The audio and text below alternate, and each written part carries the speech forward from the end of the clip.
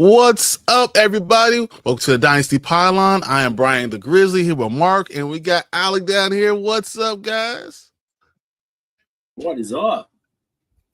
Oh, man, I'm having a crazy day. I don't know how you guys are doing. I mean, it's been nuts. What is up, everybody? Heck yeah, it's good to be back in here. It's funny because you see his background. I was like, oh, man, I hope Mark don't come in with his Commanders thing. And then we're going to be talking about the Cowboys, and then no one's happy now. No one's definitely not happy. Yeah, no, Mark, the reason why you're seeing this glorious background, 55-23, is mostly because, I'm moving next week, so I don't want you to see all my stuff, like my underwear and whatnot. You don't need to see all that in the background. Y'all are good. He's just figures he's going to pants you during the season, so it's okay. Oh, okay. We'll see about that, buddy. What with that being said, let's kind of go through the breakdown. You know why we all here. We're here to talk about this crazy trade. I don't think it's even smart in any way, but whatever. It happened. George Pickens has been traded to the Dallas Cowboys for a third round and a sixth round pick. Not even third round and sixth round swap. Mm-hmm. What do you guys think? So they went down 3 rounds and they got Pickens. Mm-hmm. And they did it after the draft. Seems to me like it was a team that had a player they didn't want. Dallas had a need. You know what happens when you have a player you don't want? Their value tends to go down. Mm-hmm. And yeah, you just want to get rid of them. I think, oddly enough, I don't think it's a terrible trade by any means for the Cowboys. I think for what the Steelers got, I think it's a good value. They needed a wide receiver too, and it's definitely better than Jonathan Mingo. I'll tell you that right now. So the wide receiver too. Yeah, they have the wide receiver too. I think this just goes to show that the Cowboys are not going to be focused on running the ball this year. They're going to be primarily focused on passing the ball this year. That's why they didn't draft a running back early in the draft. I don't think that was a problem. I mean, I think everything with their draft now makes sense, right? Nothing made sense before. We were looking like, okay, so what the hell are they doing in the draft? Why are they doing these things? Now it makes perfect sense for you to build the line to do it the way they did it. Because with you adding George Pickens, he's almost like a draft pick that you're adding. And though that you don't have to pay him, I don't know how you're going to pay him, but eventually you have to do that. What up, Tank? Hey, Tank, you're a moderator. Can you ban this Fly Eagles fly guy? Heck no. He's the best fan we got. He's here every day. He's the best. He's the best. Get out here, Mark. Fix your stadium. How about that? Hey, we're getting a new one. 30, it's going to be good. It's going to be 30, good, 30, too. 2030.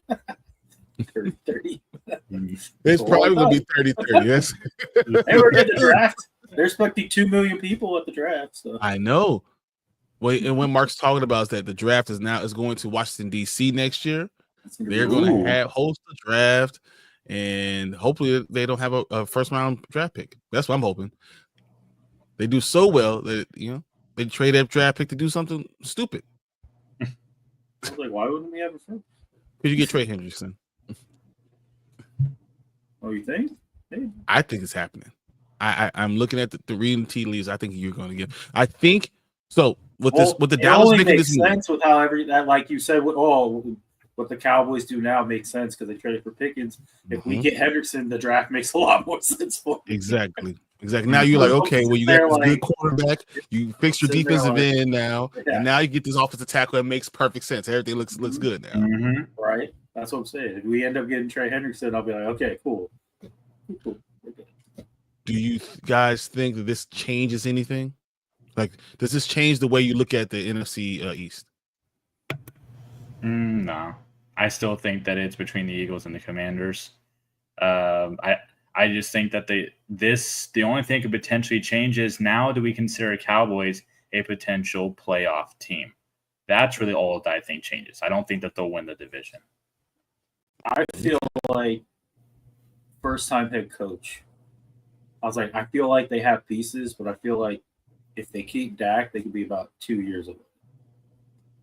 Just because I think it'll take that. I mean, I like Mike Eberflus as a Matt Eberflus is going to be amazing. Eberflus as a defense coordinator is really good. Yeah. And then they got that other edge piece to go across from Parsons. Yep. But I don't know. I feel like there's been first-time coaches who've had stacked teams and they still barely get 500. So that's true. I mean, first-time coaches is one thing. I mean, new coaches have been done wonderful. Just last year, look at the Washington Commanders. Though he's had head coaching experience, he was a new coach and he was able to do so well. So I mean, it's possible. But I agree. I think that's where you guys have the edge. You know how much I hate the Eagles coach. But I hate him too. But the more and more I think about it, the more and more I'm like, he's a perfect Eagles. Yes, Sirianni is just name. This is what he is. It's who he is. It makes perfect sense. I hate him so much, but I think he has a coaching edge no matter what. So okay. Now when we look at Dallas, their offense looks like they pretty much fixed a lot of their parts. Their defense looks good. Their offensive line is young. I think it might take a little while for that. It's talented though. Oh, they're definitely talented. No, I don't know. Saying they're not. If I told you the Dallas Cowboys won 11 games next year, would you believe it? I mean, I saw the Commanders make it to the NFC Championship game. So yeah, I was going to say, if we saw the Commanders win 12 last year, make the NFC Championship game, it's possible for the Cowboys. Now, I think a crazier statement is, could you see the Cowboys making it to the NFC Championship, since they're the only NFC team who hasn't done it in the last 20 plus years? Happening. No, could I see it? Yes, I. You know what's even crazier? I could see it. Dak Prescott is the only quarterback in the NFC East that's never made it to the NFC Championship. Oh wow! Russell Wilson, Seahawks. Does he really count? Does it really count? Probably going to be the starter weekend. So. Accolades count. Will he be the starter after 4 weeks? Probably not, but he will be the starter. I think he will be. I think they're going to sit him to start the entire year. Oh, okay. Yeah, I think that's what I'm saying. I think you look at the starters in the NFC East, Dak's the only one. Never been there. Yeah, but does that really matter? I mean, he's done a lot of things. He's had played MVP level. That quality of play. If you give him two really good receivers now, an offensive line that could block for him, all of a sudden the Cowboys are back to where they were 4 years ago when they were contending for. I was going to say he had two really good receivers and an amazing offensive line like 4 years ago, and they couldn't even get there. But they're a lot closer. There usually was an injury that happened. I'm just saying. 4 years ago, Michael Parsons was young. I feel like he's going to have a year where he decided to slide down. Yep, and he was killing. He was killing it. We're talking about MVP level, and then all of a sudden he just said, "Did something stupid," So I think that NFC East could be really close. If we're doing games out winning games, I think that I'll have the Eagles at 13, the Commanders at 12, and Dallas at 11. Which is nuts. The NFC North of last year. So it's exactly, it could happen. The Giants or the Bears. So then here's a more interesting question then. So then based off what you're saying here, do you see 3 NFC East teams going into the playoffs and potentially being part of the Final Four? No. In the NFC? No. That would Dallas be wild. Dallas loses in the wild card. I mean, it's going to happen. Well, even if Dallas doesn't have a bye, I don't know if Eagles have the bye this year either. Well, it's not going to be the Lions. Why not? They just lost their OC, and he literally made that offense what it is. Nah. All right. I don't see I feel like the Lions win 11 games. If I'm looking at my NFC North, I have the Lions still at 12 games. I have the Packers at 10. I have the Bears and the Vikings both at 9.5. Really? The Bears are only winning 5.5 games. No, so I said 9.5 because I'm gonna say 14 games So the Bears are going to be at 14 games because then now we can go ahead and lower it to where it usually happens. 9. So now And they're then- working 9 games. Exactly. Oh my lord. Cheat sheet last 3 years. Bring it back. Whatever Brian says, take 5 off. That's what the Bears No. did. So I was going to say the Bears are going to win 14 games, 15 games, guys. We win 15 Obviously, games. we're going to do the Bears breakdown. Like 17-0. Exactly. Winning Byron's 12 gonna- games, guys. Byron's gonna hate me, but I have the Packers winning their division. He's gonna No, the hate me. Packers are the worst team. No, I mean, they No. yes, they the Bears look- are the worst team there. Come no, on that's now. that's, Yes. that's ludicrous. The fact that you even said that, it means Yes. you're not paying attention to the offseason. You're not paying Y'all, attention. y'all picked a They tight not end in the win- first round. Come on now. The Green Bay Packers did not win an championship NFC North game last year. But it's a new year. So all of a sudden they're gonna miraculously go. They're gonna go from 1 to 5 to 5 to 1. did it. What you mean? The Commanders They had were a 0 crazy 5. season. They're actually 1 and 5. I'm sorry, they were 1 Yeah, and okay, 5. they were one. Yeah, they they won beat you 5. once. They beat us once, and then we beat them once. But they didn't beat anyone else in the division. They were No 10-1 outside of it. They were like literally they won Wow. 6 close games. They are not a good team, and that team is not good. So they're not a great team. The team is not great. Detroit is going to only take a step back because of the coaching part, but I think they still have all the pieces. So They do. I mean, I don't want to take respect and not put that on them. They have earned it. They're like literally like a Matthew Stafford away from winning the whole thing, which is funny because they trade Matthew Stafford to get all these guys, and now they're Matthew Stafford away from winning the Super Bowl. That's basically what's going on. Speaking of Matthew Stafford, did y'all see how the Rams are going to be doing their practice or whatever it is in Maui? They're doing like their training camp in Maui. No, that sounds awesome. Yeah. Here, let me Well, see if I find it. But yeah, go ahead. You know what I think about Matthew Stafford? I wouldn't be surprised if the Rams could repeat and go back to the NFC Championship game. I think they had a great offseason. I think they had a great draft. And I think that line is insane. They're repeating. They didn't get to the NFC Championship game last year. Oh, yeah, sorry. They lost to the Eagles. They're the closest one to the NFC Championship game.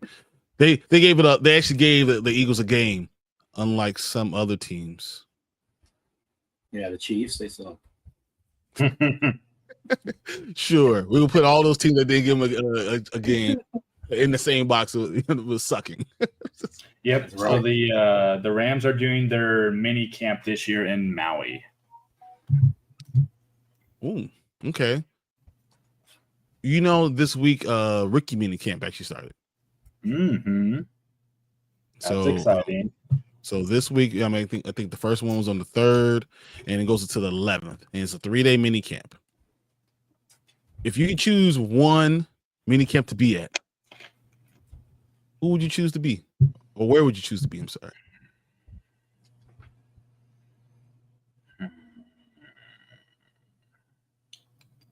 Let's not all speak at once.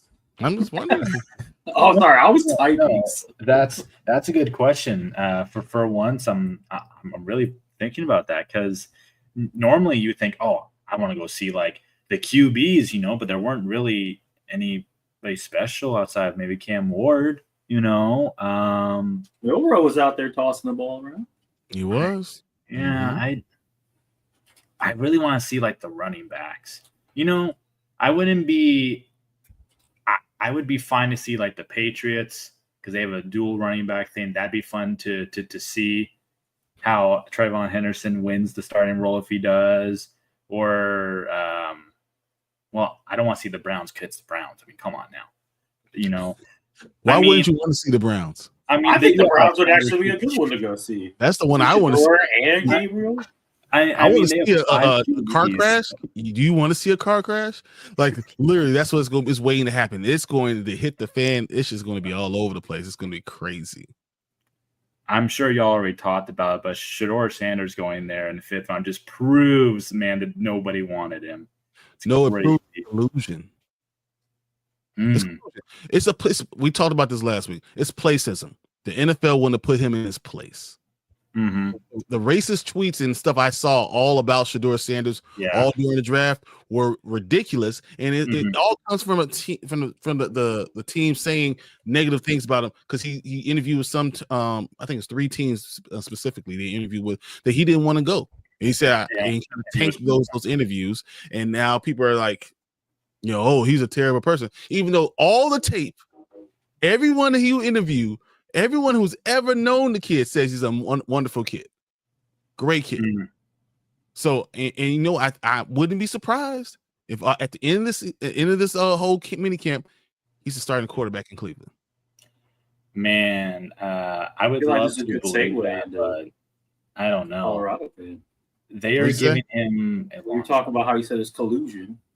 It's definitely collusion. The entire NFL. And now the NFL is getting sued for that. Yeah, that's why I was going to bring it in. I was going to say. He's calling collusion, and now he has pain and suffering, apparently, because he had to wait 3 days for his. So, no, he didn't sue. That's not what's going on. I thought the man was sued. No. Well, answer the question, too, and then I'll tell you who sued. Who do you want to see, Mark? Oh, I said they think the Browns would be. I was with Brian with the Browns. Okay. All right. So let me bring. Patriots is interesting. Mm-hmm. I'm with Derpy. I think the Cardinals will be very interesting. Cardinals is a good one too. I agree. I'm with Derpy with this one. I say Arizona drafted well. They really did. That'll be interesting to see how they put it all together. They did a great job. They got some of the best picks in each round went to Arizona. Mm-hmm. So I'm definitely with you. Walter Nolan and Will Johnson. All right. So the Shedeur Sanders lawsuit is actually in Atlanta, in the Atlanta courthouse, whatever. There's a fan who's saying they have emotional damage from the fact of seeing him drop. And then they're saying it was collusion by the NFL, that they made it all happen, and it hurt him. Colorado fan. Yeah, it could be. But I'm saying it's in the Atlanta court system. I saw that. I think it might be, but I'm just saying it was a fan of the Colorado Buffaloes. Yeah, which is just weird. So you're not even a person who's affecting. Shedeur did not do this. It's not Shedeur doing those things. It is literally a fan suing the NFL for $100 million. And the only reason this won't just be thrown out, because usually this is one of those things that people just look at it and they throw it out, is because there's evidence of collusion. Oh no, I saw a lot of comments, and there were some people who were like lawyers and stuff saying that like this man's gonna get a settlement outside of court. It is insane. He doesn't even have to say who he is. So he said he doesn't have enough money to actually say who he is or to even pay for the lawsuit. So they're fronting him the money. The lawyers are fronting him the money. Because they know it's easy money. Because any lawyer would be jumping at the bit to get this guy. And that's the other thing they were saying. They're saying that the lawyers that he has, they're like, just by the lawyers he has, they're like, oh, he's going to win. And apparently these are lawyers. I don't know if he wins, but he definitely gets a settle. Going to get settled. That's what I meant. Because the NFL doesn't want anything to do with this. Yep. They're like, it's not going to go to court, and they're just going to settle. Because if they have to open up their books and prove that phone calls weren't made, and we find out that phone calls were made, it's all over the NFL. It's all over. Oh, negotiating with the players. Oh boy, they lose huge. It's going to be horrible. I thought when you mentioned the lawsuit, I thought like the first thing that comes to my mind is that kid from the Falcons, the son of like the coordinator, the defensive coordinator. When he made that call, and you're gonna have to wait a little longer and all that. I thought that's what you're talking about. I was like, there's a lawsuit for that. I was like, well, that kind of makes sense because that's like really like messed up. And he just cost his dad $100,000. Yeah, they charged him a whole lot of money. An eighth of his salary. Well, that and and the Falcons $250. Yeah, well, it could have been worse. He could have lost his job because he should have lost his job. Yeah, that's what I'm saying is that. Oh, I'd be so mad at my son. I'd probably, I don't know. I mean, you're messing with someone's livelihood right there. You I have no son. No son. You were dead to me. Good day, sir. The Arizona Cardinals got Walter Nolan, Will Johnson, plus Cody Simon, the best linebacker that technically tore up defense in the playoffs. And Burke, I don't know if Cody Simon is the best linebacker coming out. That's where I just draw a line. What's up? Yeah. Hey, Equinox, what's up? I think, yeah, he definitely should. He should fire his son for being his son. You no longer are my son. You lose your last name. That's what I'll do. I'll go to court. Hey, I want the last name back. Yeah. What up? Thanks for the like. Yeah. Thank you. Fire his son. Yeah, for sure. Yeah, no. That's crazy. Just called someone and said you have to wait longer. Well, no, he pretended to be a team first. Yeah, he pretended that he was a team and told me that we were about to draft you. So everyone thought that they were about to get drafted. Yeah, he thought he was going to get drafted by the Saints. And then he said, just kidding, you have to wait. Yeah, pretty much, more or less. But he didn't just do it to Shador. He did it to multiple people. Yeah, but why would you film it? Like, are you stupid? Like, yeah, that's what I don't understand. Not just film it and then get it on social media. Like, bro. Do you guys think that this lawsuit will open the floodgates? Because once again, it's one person saying they have all this, this emotional damage from the draft. Why can't everyone say it and try to sue the NFL? I was gonna say, shoot, I'll say it. I feel emotionally just distraught right now, guys. You should see behind me. All my stuff's cluttered around everything. I can't live like this, man. I mean, you're not wrong. People feel themselves. Yeah. So people are not smart. Well, also back in the day, people used to film all the time because they wanted to be on World Star. They wanted to just get a clip of people fighting. World Star. Oh Lord, not me. Yeah, I'm out with that. I don't understand if the NFL could or should settle outside of court because of that. What's going to stop me, you, and Alec from saying we had emotional damage?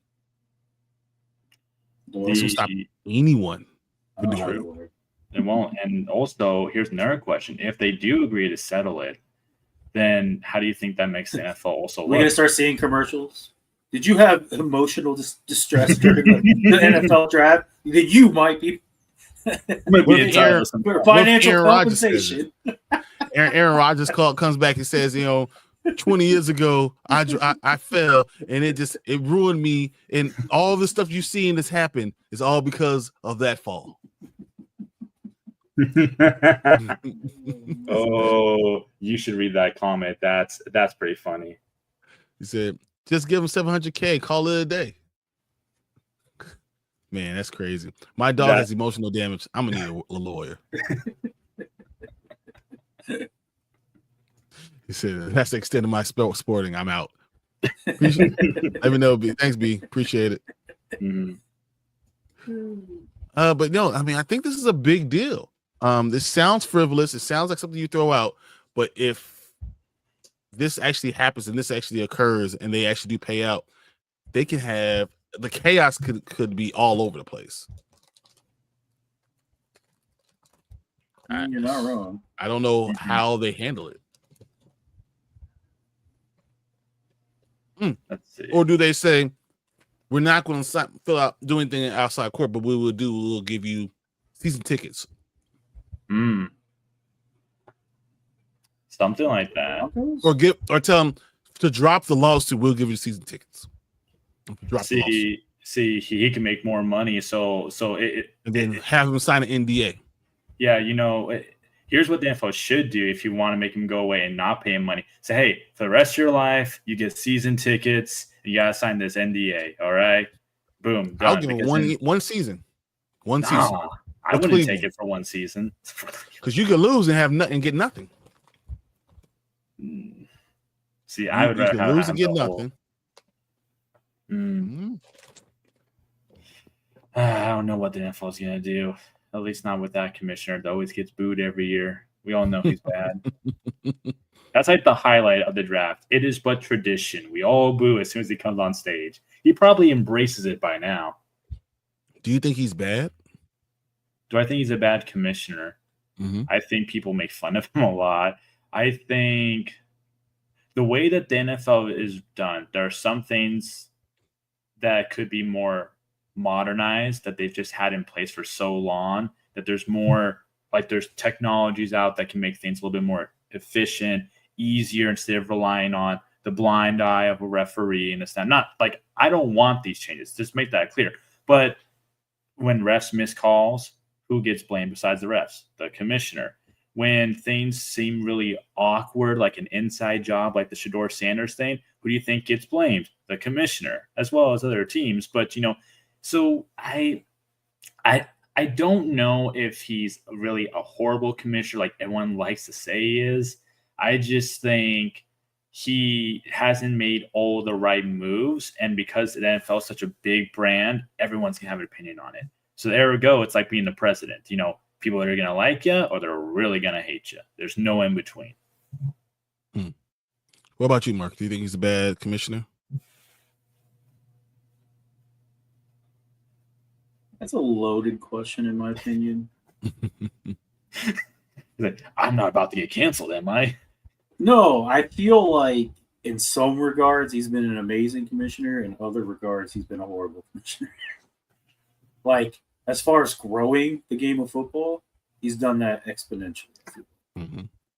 I mean, you got games in Germany now, where it's going to be in Brazil. It's going to be even more countries going forward.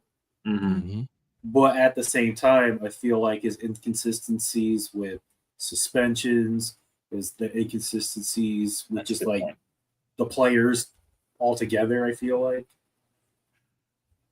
it's hard. I don't know. Depends on, like, I guess how you're looking at it. Mm-hmm. Okay.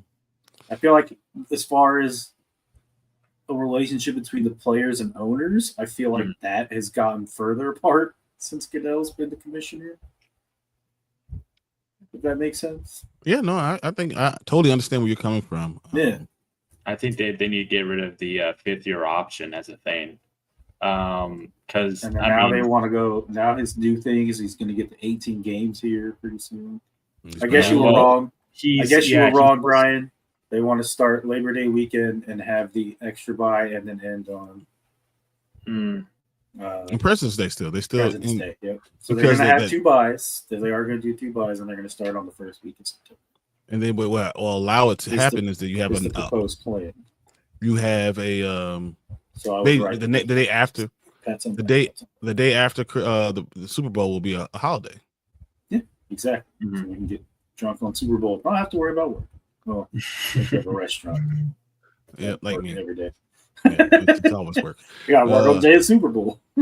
Derby said, "You just won the Super Bowl. You should defend Goodell." He said, "I agree with Mark."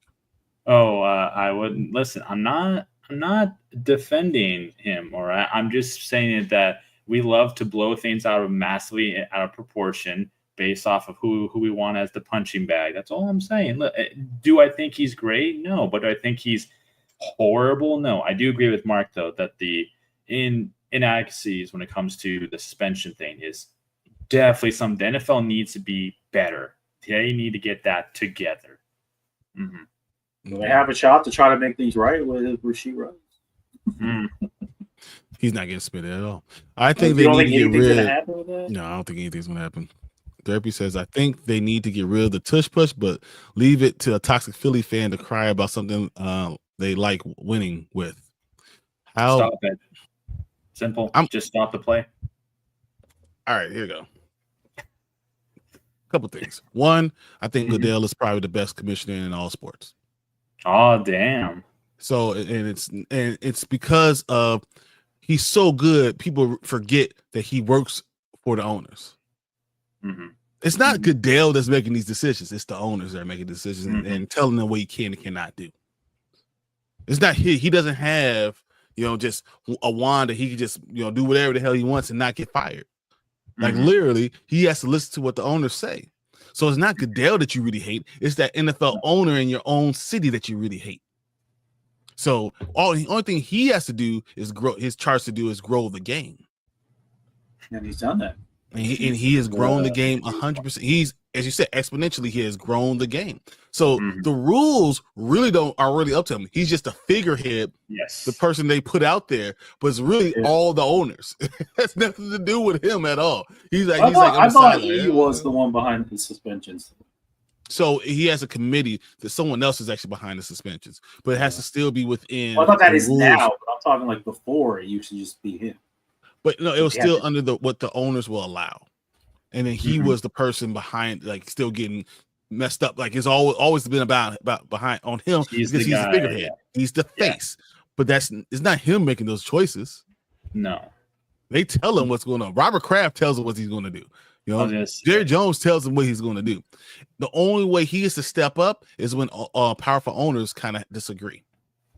No, I 100% agree with that. I think the most outspoken people in the NFL, you could say Goodell, because he is literally the face, like you said, and then Jerry Jones. He's like the only owner that I know that's so outspoken that it just makes headlines, whether it's good or bad, and he really shouldn't. He should just keep his mouth shut. Yeah, he should never talk. That's I put it like this. I think he's the ultimate heel, like wrestling term. Like he embraces the booze. He comes out for draft day and is like, "Yes, boo me." Like, let's go. And that's the way they like it because they're going to boo him. Like you said, it takes away from the owners. Goodell's like, and the owners are like, "Yep." Right? Hollywood Hogan. And he doesn't have any problems because once again, it's not the fans or anything. They're growing the game. More people are more involved in it than ever. You know, the more you boo me, the more cha-ching I have. Exactly. So everyone loves him. So that's why I feel like he's for what his job as commissioner. I think he's the best for what he is. Now the worst is in Major League Baseball.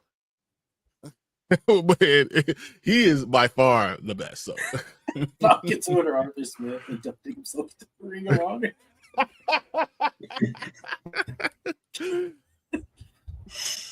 The next induction will be me. I did it all. Gosh, that's always so funny. Oh God. All right. Other news that's happened. I want to know what you guys your opinions on this. The Jaguars have released Gabe Davis after 1 year. Saw that. Shocker. Yeah. So, do you think where does Gabe Davis end up?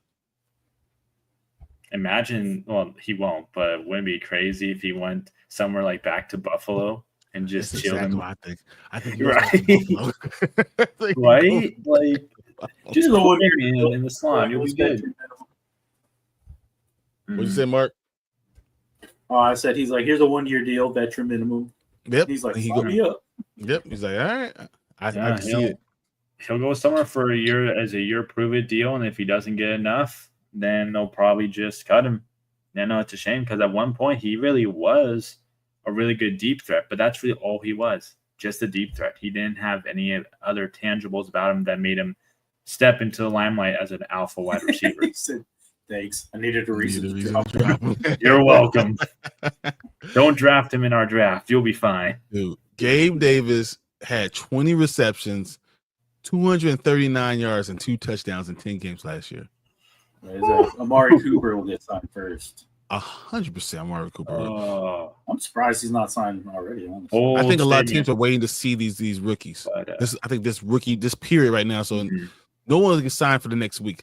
May 14th will be the day that they reassess, and then I think you start seeing a slew of slot signings, especially after the June 1st, the deadline. Then you'll start seeing a lot. I think Nick Chubb won't get signed until then. I think J.K. Dobbins won't get signed until then. They want to look at their rookies first and then make the decision from there. Well, then, hot take. I think Aaron Rodgers will get signed before Gabe Davis. There's a hot take. Yeah, well, F Aaron Rodgers. He's literally, you know what he's doing? He's literally ruining Pittsburgh without playing. Aaron Rodgers could have been signed. He's the reason he's not signed. He's the worst. I bet they were like, just let us know you're coming. Like, you don't even have to come to, voluntary anything. Just let us know you're coming. Something. Future Steelers. He said it. The back channels, he said, I'm signing with you. But this is probably the worst move that Khan has ever made. Khan is getting conned right now by Aaron Rodgers. He's ruining another franchise without playing for them. Mm-hmm. It's amazing. Obviously, you look at the way the draft went, didn't get a QB. I mean, they signed in free agency. Mason Rudolph. Ooh. They let Justin Fields go, who's a 25-year-old quarterback, for $5 million. Yeah, it makes no sense. I don't get it. You didn't want to say he's the starter. Who is going to be on your team is going to be a starter? I don't know what Fields did good too. That's the thing. Fields actually did good. Look at his numbers. Yeah, he wasn't bad. That's why the fact that they let even if he wasn't great, if he was decent, that defense is still good enough for them to win 12 games. And then with him being the running he could do, the deep passing threat he could be, it just made a lot of sense for him to stay there. I don't know what the hell they're doing.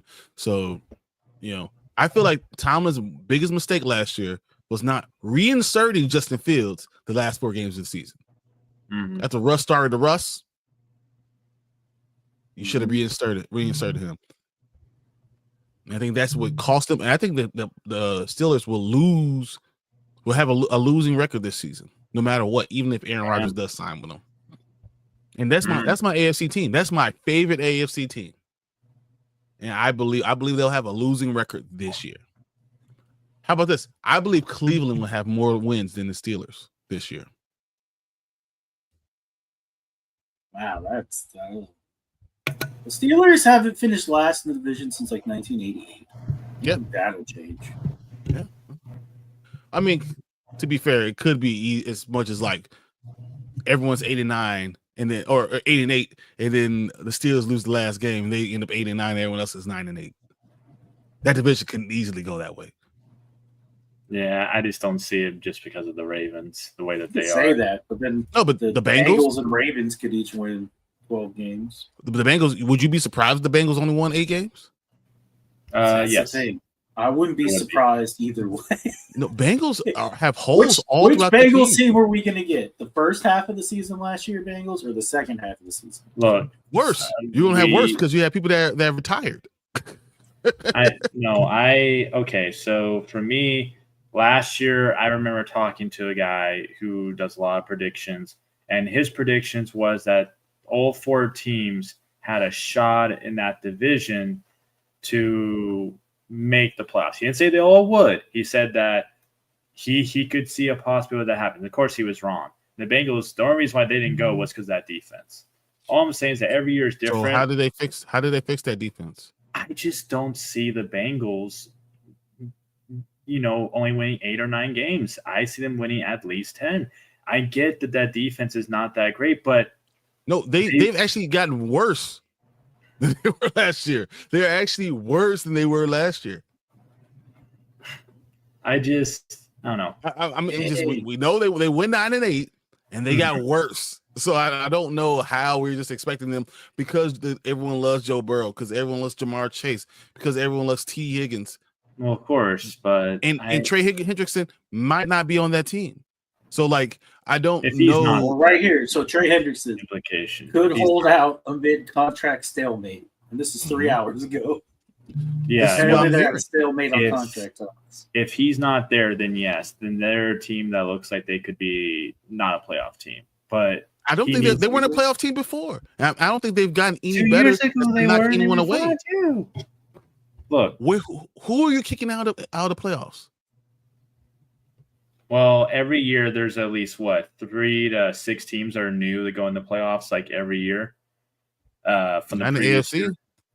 No, just overall, 3 to 6 teams in total are new. So to me, AFC, it's been the same 5 teams been in the playoffs, and then you just shuffle everybody else. Everyone else just shuffles in, and that's fine. I mean, no, that's fine. I'm just saying that I see the Ravens going. That's no duh. Yeah, I think they win the division. And then the Chiefs go just because what's the Chiefs? I mean, come on. I mean, you can never bet against the Chiefs. As much as we may not like them, they're just. How about so that the rest of their division? Both the Chargers got better. Mm-hmm. The Denver Broncos got better.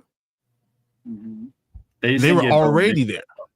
But they were already there. They were already in the playoffs, and they got better. With better draft picks. They didn't get worse. So that's why I'm looking at when you start counting, did the Patriots get better? Yeah, but they're not a playoff team yet. But they're going to be there. They can still wins. So the Patriots got better. The Bills are great. Oh yeah, Bills. And the Bills are better now than they were last year. They have a chance to be really, really good. You know, Dolphins. I think we can all agree that the Dolphins are worse, right? Mm-hmm. There's a couple of players that I like for fantasy, but yes, you're right. Do you know what the Jets are?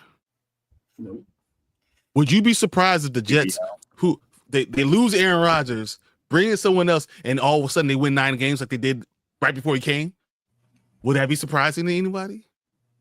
See, my point is there's competition there, and there's only like one spot open. Could the Browns be better with Mason Graham, messing up the middle, and we have the greatest defensive Myles Garrett, the greatest defensive player in the NFL on the other side? If they could just do okay on offense, they're going to be better. So I'm just saying the Bengals only winning 9 games is not out of the realm of possibility. I literally feel like the Bengals are a Chicago team in the AFC. We suck. No matter what, I think we both win 9 games and possibly still lose the playoffs and miss the playoffs. Well, yeah, they always could miss playoffs. That is true. I guess for me, anything's around possibility, but I don't know. I can see the Bengals fighting for that playoff spot. I could see them doing that. That's just me, though. No, I mean we're not. I don't think anyone's saying the Bengals are going to be. No one's going to say the Bengals are. Watch. 4-13. Now that you said that, they will. They'll only win 4 games. 3 games. Oh man. So speaking of the Bengals, did you know Kyler Murray has to play 8 number 1 overall picks this season? Ooh, Kyler Murray. Oof. That's okay though, because not all number 1 picks are good. Correct. Well, no, some of them are. Like, I think Jadeveon Clowney was one of them. But he's got to play Baker, Burrow, Stafford twice, obviously. Who else was on the list? It said Clowney, so that's 5. Sure. Does he play the Jets? No, that would be who's number 1 that year? Jaguars? What T-Law? How do you feel about the Jaguars this year? I'm not. Here we go. I'll answer that in 1 second. Yeah, sure. Mark, you got it? Okay. So the Jags. All right. I have no idea. Matthew Stafford twice. Cam Ward. Okay. Cam Ward. Joe Burrow. Baker Mayfield. Mayfield. Trevor Lawrence and Trayvon Walker. Yep. And then Bryce Young and Jadeveon Clowney. Wow. And then the one guy twice, but yeah, damn. That's 8, and then another guy's not. No, twice is 9. Yeah, right. Yeah. I mean, technically 9 if you think about it. Yeah, 9 games against number 1. 17. Or 17 games. He's got to play 9 games with. Well, I guess some of them they're 2 in 1 game. But. So DK left Seattle. Now he's all alone. Yeah, he is. But there's a man they call Roman Wilson taking that 2nd-year leap. It's gonna have to be a 2nd year, like 13 meter jump, like broad jump. I mean, you never know. Maybe. So if Freiermuth will lead the team in targets, my take. I don't know who's throwing the ball. That's what it depends on. I don't know who's going to be able to throw the ball. I want to see if I saw something and it made me laugh, but I didn't realize how much it blew up and how big it got. So I don't know if you guys saw it. But apparently, Mr. Howie Roseman original trade partner was not the Chiefs. Really? He called the Commanders.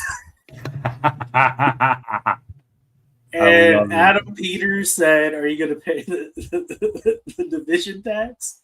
And he was like, "Division tax." And he's like, "No trade." Click. I was like, and he just looks over, and goes, "Oh, guess that's a no." Duh. That's funny. That's funny. And like the Eagles are the ones who posted it because it was from their commander. That's that's funny. Hilarious. Humor, gotta love it. All right, so T-Law. They seriously were trying to trade with him because they wanted Campbell, but they ended up getting. I think they didn't even trade with the Chiefs. I don't know why they traded. I mean, it was only like a 5th round pick. Yeah. So what do you feel about this, guys? On the line, I agree. I feel like he's borderline. Needs to prove himself. See, and that's the thing because I really like T-Law. I watched him in college. I love T-Law. I did my own report. In fact, he was the first player that I ever did a official report for, and I was like, this guy is going to be something special. But you're like, maybe I shouldn't do reports on players. no, to me it was once. Don't worry, we were saying the same thing. We were like, this guy's going to be the next big thing. Yeah, no, for sure. But to me, I was like, when he got to the Jags, I was thinking, man, they need some work. They don't just need a QB; they need a lot of things back then. Offensively speaking. And yes, I agree. He needs to have that year like he did. What was it, 2 or 3 years ago? I forget. I think it was 2 years ago where he's was never had a great year. No, he did. Never. A great year? He has never had a great year. He's had at least one. Good years. He's had good years. He's never had a great year. Yeah, no. I don't even has he thrown for 30 touchdowns, 4,000 yards. I don't think so. Nope. I'll check real quick. But yeah, go on. Like, my problem with this is that Trevor Larwance is only 25 years old. He and Justin Fields are only 25 years old. Calm down. Why is everyone kick him out of the league? Like, the dude is. I mean, at this rate, are we just saying is that entire QB draft class a bust? But I don't think he's a bust. I think he's just a good guy. I don't think he's a great player. He's good, you know. But if you're the number 1 overall pick, you don't draft him to just be good. But what overall pick is usually the best player in the NFL? It never happens. No, Peyton Manning. Is that it? Matt Stafford. You know, you're bridging the territory of Mel Kiper right there. Did y'all see that whole breakdown by him? It's like, the NFL can never figure out QBs. You know, they always get him wrong in the first pick. You know, it's like they're crazy. Right though. They are always wrong. You never know, and it's hard. It is. So real quick, the best season that he's had was in 2022. Yeah, where he had 4,100 yards, 25 touchdowns passing, 8 interceptions, and then an additional 5 touchdowns rushing. So in total, he was ranked 14 overall in the NFL. In the NFL, that particular year, puts him pretty much in the middle. Yeah, he's never been out in the middle. He was 8th in fantasy, so that's what I care about. I care about fantasy, brother. Screw the real shit. I want the fantasy points. He's just, as you say, he's never been bad. He's just not great. He's an good to okay quarterback. And most of his years, literally his career, he's a career 63% passer, right? He has almost 13,800 yards, 69 touchdowns, and 46 interceptions with a rating of 85. Those are not great numbers by any means. No. You know, so like I don't know. I don't like being on either side because I think T-Law is just a good quarterback. I've always thought even coming in, I thought he was going to be a good quarterback. I didn't think there was this big chasm between him and any of those quarterbacks in that draft. I thought all of them were going to be okay. I think the best. I never thought he was Andrew Luck. I never thought he was Peyton Manning. I never thought that. I thought he had a lot of hype behind him. Yes, no, he did have a lot of hype. Actually, I want to play a quick game with with you guys, right? I'm gonna throw out QB's names, and you tell me which one you would rather, right? It'll be really quick. It'll be like 2 or 3 different QBs, all right? So Trevor Lawrence or Dak Prescott? Dak Prescott. What about you, Mark? Oh, where'd we go? Am I the only one? Yeah, what the hell? What are you doing? What did y'all do? I'm sitting here still like, why am I the only one? Yeah, there we go. Yeah, oh, what do you think, Mark? Okay. I'm like, what is happening? Yeah. He's like zooming I'm on. looking over here. Yeah. So Mark, who would you have? Dak or T-Law? I know you're a Commanders fan and you already said a QB, but who would you rather have? I'm like right now. Yeah, you know, where do you rank him? You rank him higher than him? Yeah. Do you rank? At least with T-Law, he's only 25, and I can maybe. Oh my God! No, there's a ghost. No, man. We got the myth, the legend, the man, the man. Okay, so if not Dak, then how about Kirk Cousins or T-Law? I'm gonna go T-Law. T-Law.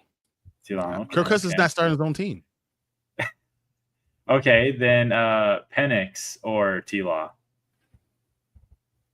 T-Law. T-Law has shown more. You know, he's shown more. Would I be surprised if Penix ends up being better than T-Law? I wouldn't be surprised. But I would take T-Law right now.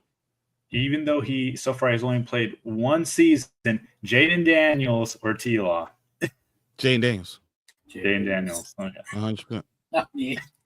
I'm not going to say not Jaden Daniels. Let's put it that way. I'm at a point right now with T-Law that he is becoming, for me, what I used to tell Mark all the time, the prime meridian. He's deciding. What's up, Martin? Oh shoot, is that Martin? Hey, that's why I said the man, the myth, the legend. He's back. Martin.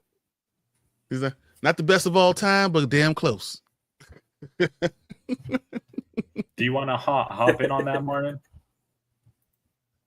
What does he say? Oh, we can't hear him yet. We have no sound. Oh, that's fine. 20. Oh, never mind. No, not that one. There we go. We don't need that one. What's up, man? Yeah, I was like, oh shit. No. I was just like in a roll clicking on comments. I haven't logged on in so long. I was like, oh crap, I'm muted. I know. Yeah. Oh man, how you feeling? Doing good, man. Got some life things going on, but he's all got the sun out behind him. Figuring it out. Kind of. It's a little cloudy over here, but we're all right. Not too bad. But no, I'm all right. I'm doing all right. Doing okay. Not necessarily, good, everything's good, but we're getting there. We're getting there. Things are up on the up.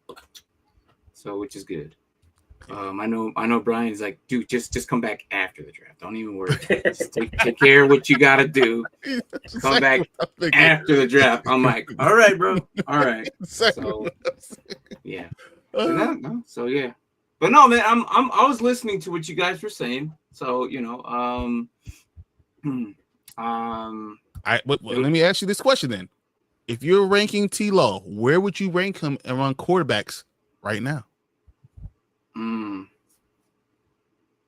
Not towards the end, but probably 20s, like 22nd, 23rd.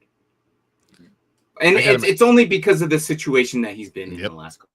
It's not like it's like, and I was like, I kind of like what Alex was saying. Like, he was one of those players that were supposed to come in and be the new it guy. Like, he was supposed to be the greatest, the face of the NFL, basically, man. Like, I'm telling you, he was supposed to be like, I even was like excited for him a year prior. And I think, like, I don't think you were in our Dynasty League yet, Brian, but nope. I think that whole entire year, I was like giving up freaking Trevor updates on Saturdays before game days. And one of our teams actually tanked for Trevor. I know, because that was the team I was going to try to take. They tanked for Trevor. That was awesome. They just couldn't get it. So I was like, well, you might as well just tank. And they got him, but it wasn't. They just weren't successful. It's just some minor managing things. That's all good. Not everyone's great.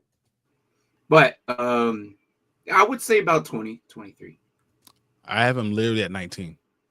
And that's kind of like the realm of where he should be in my eyes too. So yeah, I agree with you there.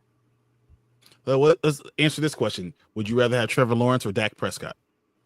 Yeah, Dak. That's such a Dak. That's too easy. Yeah, that's what Dak actually produces, but then like the only thing about Dak is he just sucks in playoffs. Which if you think about fantasy, like I'm excited for this George Pickens thing. Like, okay. Yeah, you're gonna be good now. I'm excited for this whole thing for him. But yeah. Like it's he's a toxic player, but he wasn't like Antonio Brown or anything. Like he didn't basically the Steelers just get rid of dudes like Chase Claypool. But for Chase Claypool, they got a 2nd round pick. Yeah, that's crazy. 3rd for a guy who's not as good. Yeah. So that's true. He did trim to the Bears. That is true. Yes. It did fleece us. Hey, Ryan Poles knows how to fleece, or not Ryan Poles. Well, Ryan Poles knows how to fleece himself. Yeah, well, Poles did fine. Ryan Pace, yeah, he was stupid. I don't know, man. We had so many things going on still, so I'm still looking for.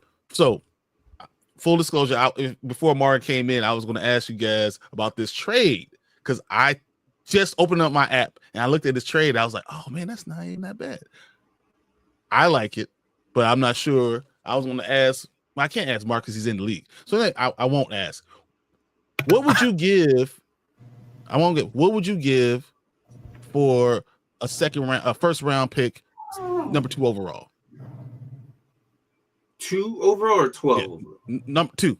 So 2. Number 2. So you want to jump to 2? Yeah. Where are you sitting at? In your spot? In my spot at 4. You're at 4, right? Yep.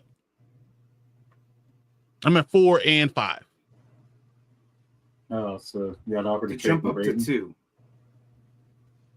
What would you give up? Obviously, you're gonna have to switch. Are you asking Mark? Or both of you. I want Mark because you're here, so I want to know what you're thinking. You're gonna have to swap picks. Yep. Like you almost want to just not give them, but you trying to give get them one of the 4 or the 5, and then what you could do is give them your 2 for that one, and then they could get next year's first. So it's all essentially you're just trading firsts. Yep. That's basically what I give you 2 firsts, and you give me this year and next year's first. Because I think that you win exactly. Yeah, and then maybe you could look at gaps or something they're missing, and if they need other picks somewhere else, maybe. Like if they're missing. Brady's pretty set on picks. Or a 4th. All right, well then he does have a lot of picks. Yeah, Brady's pretty good at trading his way through, and that's what I've noticed. He's a real good Belichick. That's what he's good at, and I admire him. The only stupid thing that Braden's ever done, he's gave up on Bijan way too early. He didn't even have him a full season. And that was the only doc I give him. It wasn't a full season. Yeah, he traded him the next season. Yeah, exactly. But it was barely a full year. I'm sorry. It wasn't a full year. It was like a few weeks into the next season he got rid of him. But yeah. I gotta agree with that because I think that when you're going for 1st round picks, I think you have to kind of go first for first. And the only time you kind of go, add something that's other than the first, then you're trying to make the points match up. So if anyone looks at any trade, before I do any trade, of course you look at the points, right? You want to make sure they're all, it's like, 64 to like 50, to 64 to like 49 is the 1st round, and then you kind of goes down for the 2nd round and 3rd round. You check the points to make sure that adds up. But just what you could get for in this draft, you have to always, pay attention. I got more last year from G Money because it was a quarterback draft. This one's not a quarterback draft, but is this the better draft because of Travis Hunter? For our league, for fantasy. For IDP leagues, yes. And I don't want to say that Travis Hunter is going to potentially play both on the Jags. I don't know. That would be nice. Oh, I'd love it. Because then he would be automatically like a high prospect. Like he would be the top 2 pick in every IDP league because he would play both sides of the ball. Now, I think Sleeper only has him as receiver. But yes, if he plays DB at some point he gets those and you points play regardless. IDP leagues, that's free points right there. Mm-hmm. But if you don't play IDP leagues, then you're crapped out of luck for getting those points as an IDP league. But I would look at his roster and maybe give him something that he probably needs. Along with first round, just trying to see. Yeah. Because it seems like to me his receivers are pretty set. His Jonathan Brooks, like I said it last year, the running backs last year were garbage, and he's not even going to have. We ended up with one good running back out of that whole thing. Last year's who's the good running back? Bucky Irvin. Bucky. Okay, that was all right. That was the only out of the high top prospect is like the top first rounds, because Bucky was like a 3rd or 4th, right? Yep. I was a big fan of Bucky and Wright, and I think Wright will finally start showing off a little bit more. No, I'm saying like in a draft from last year, average he was about 3rd or 4th pick. He wasn't the top 2. No, he wasn't. No, he wasn't. That's what I'm saying. From the top 2 picks, that if you, I said don't waste your 1st or your 2nd on these running backs. And sure enough, what happened? They didn't even flourish. And I said it last year. Mark, how you feel about your running backs, man? Oh, I mean, defend yourself. I want to hear this. I mean, I like Brian Robinson. I think he's with maybe an offensive line, maybe he can do something. No, I'm talking about your running backs. Your rookies. You don't want to talk about. Oh, I have Brian Robinson, so that still works. That was still works. Mine, so I could care less. I got Brian Robinson. Either way. I mean, Connor. Thank God he's still probably going to be the number 1 in Arizona. Yeah, that's all you got left. And according to Cam Ward, I have one of the greatest running backs of all time. So. Sure. Okay. Just to kind of go back to Dynasty real quick. Hey, he was asked who the greatest running backs of all time were. And I know, and he was being a homer. That's all he was doing. He was just being, I know. I would just be sarcastic. Yeah, my running backs are great. You don't feel bad about it at all? Your Rams pick? Oh, that was terrible. Well, I remember last year they just went and drafted another running back. Yeah. I remember last year we mentioned to hold off on getting all these running backs and go after the receivers of last year because the running backs were going to come out this year. Now look how many we have. You can go all the way the first round, and I think everybody could probably get themselves a running back. I'm not saying all 12, but I'm saying because there's going to be a QB and receiver somewhere in the mix somewhere there. But the running backs could go all the way to the 12th pick and get yourself a decent one. Like Hampton might end up going all the way to 12. I think 6 to 7 running backs get drafted in that first round. Oh, absolutely. Absolutely. All right. I'm going to ask you guys a real quick question. I want to know your top 5 rookie prospects going into a rookie draft this year. Because Mark was kind of talking about that a second ago. Who are your top 5 rookie prospects for this upcoming draft? Alec, you start. You go first. So ones that haven't been drafted right now, they're talking for next. These guys are coming in for your Dynasty draft upcoming. What would be your top 5 rookie prospects? Well, if it was the problem is that with my team, some players that I would put up there are just players that I don't need for Dynasty right now. Because, you have like Archie Manning, No, but I'm talking about for this draft. For this year. Going into your Dynasty drafts this year. Sorry. This year. Okay. Now that makes a little more sense. Okay, so for this year, I mean, for me, I have Martin Hampton. I have at number 2. Number 1, I had I'm blanking. He got drafted to the Raiders. You gonna go Genty? Genty. Number 3, for me personally, because I just love running back so damn much. Bella, I know my takes are trash. I get it. It's okay.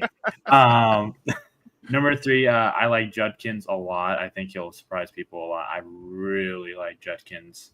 He has everything. Judkins landed. Yeah. Everything about Judkins screams to me, oh, yeah, he can be that sneaky first-year running back that, like, finishes inside top 10, and people are just the Browns? Hell yeah. Yeah, but, like, people are going to dismiss it because, like, oh, you know, he's no Nick Chubb, you know, join the Chubb club, you know. People are like, no, I can see it. Number 4, I see Cam Ward. I mean, I like Cam Ward not because I'm a, you know, you fan and all that. But you know, I can see that. And then I also like was it Golden? Wait, before you say it, you haven't said Travis Hunter yet, have you? Oh no, I have not. Yeah, you're right. Travis. Well, see, if it's IDP, Travis Hunter is like number 1 if it's IDP. But if I'm not going IDP, even non IDP, where would you put it? Did you give us a number on how many? 5. This mofo's listing the whole rookies. Where's our love, man? Where am I gonna get to my turn? This guy's listing the whole thing. I ain't 5 yet, Martin. You relax. All right, who's your 5? Who's your number 5? So you know what? If it's not IDP, then yeah, Travis Hunter would be number 5. You could be IDP or not. I mean, I have no problem. I just want to know where your top 5. You know. Okay. Well, then if it's IDP, he gets flipped from 5 to 1. That's how I look at it because the whole aspect of potentially doing dual is just too massive to me to just not. But I also don't think he's the best wide receiver going into this draft. I don't consider him as the number 1 best wide receiver. So that's why I put him like number 5. Funny. I do still. I don't. You have a huh? Golden. You have a or what's his face? Terry McMillan. Is that what I think he can't catch? No, not him. Golden right here. Burden, wow. Hey, Burden or Golden? He is labeled as DB wide receiver now. Wait, I was trying to find him. Really? No, he is. They just changed it. No way. Hold on. I gotta check that. No way. No, they just changed it. I'm looking at it right now. They just changed it. That's crazy. Oh, sweet Jesus! I'm going to screw people over. That's gonna shoot up a lot of IDP. Oh, they're so fucked. That could be potentially, as Equinox is saying. Yeah. No, he's 100% 101 then. IDP leagues though. My bold prediction: I don't think Travis Hunter goes number 1 in those. I think Cole goes Genty. I think Genty would still go 1. Yeah, I think Genty goes number 1. I think Genty needs to go number 1. But okay, well, Martin, you go ahead and give it your top 5 real quick. Top 5. I'm gonna say Hampton is probably someone that I want to look at a lot. Chargers, that makes a lot of sense. No J.K. Dobbins, they like to run the ball a lot. Even though Najee's there, I still don't think that there is some brittleness in Najee, and just because he's older. And we knew this when he first got to the league, that he was a lot older and then tends to age with running backs at 26, 27, 28. He's taking a lot of hits. He is, he was worked a lot in college, a lot. Well, he had like 250, 300 touches as rookie. And it's catching up to him now. So I remember we had a show and we were like, no, he's going to die. Yeah, no, yeah, absolutely. Yeah, I remember it was just me and Mark just saying that. Najee's gonna die. Like, you could see it now. So and last year he was hurt like twice, and then the year before that he was hurt. Like he was hurt. He was hurt for like 5 games the year before that. Yeah. Right. So you can see it. So I think Hampton's gonna take over a lot sooner than what people are thinking.